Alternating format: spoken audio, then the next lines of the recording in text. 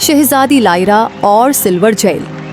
बुलंदबाला पहाड़ों से गिरी एक दूर दराज सल्तनत में लायरा नामी एक नौजवान शहजादी रहती थी। दूसरे शाही खानदानों के बराकिस जिन्होंने कलाई की दीवारों के अंदर जिंदगी को तरजीह दी, लायरा अक्सर करीब के जंगल में घूमती रहती थी। फितरत की खूबसूरती और इसरार से दिल मोह लेती थी। एक दिन शहजादी लायरा कहीं ज्यादा गहराई में तलाश करते हुए लायरा ने एक छिपे हुए रास्ते से ठोकर खाई जो चमकती हुई चांदी की झील की तरफ जाती थी। पानी इतना साकिन था, ये शीशे की तरह दिखाई देता था। आसमान को बिल्कुल वाज़ेह तौर पर मुनाकिस कर रहा था। जैसे ही वो किनारे के करीब पहुंची, सतह के नीचे से एक आवाज आई, सिर्फ साफ दिल वाला मेरी पुकार सुन सकता है। चौंक कर मगर मुज्जसिस लायरा झील के किनारे घुटने टेक कर ठंडे पानी में उंगलियां डिबो रही थी। अचानक एक शक्ल नमूदार हुई, एक शाहाना हंस जिसके पंख बर्फ की तरह सफेद थे।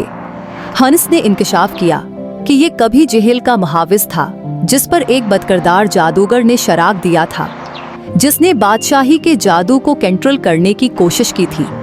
हंस ने कहा, शराब सिर्फ ऐसे शख्स से टूट सकता है जो बेलौस और बहादुर हो। बगैर किसी हिचकिचाहट के लायरा ने मदद करने का वादा किया।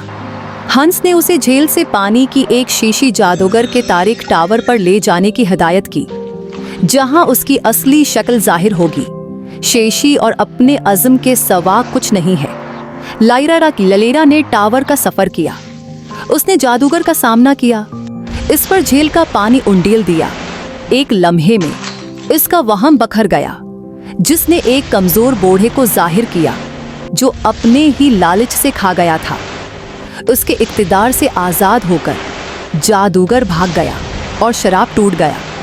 हंस दोबारा एक अक्लमंद सरप्रस्त में तब्दील हो गया और शुक्रगुजारी में उसने लायरा को झील के अबदी तहफ़्फ़ुज़ से नवाजा।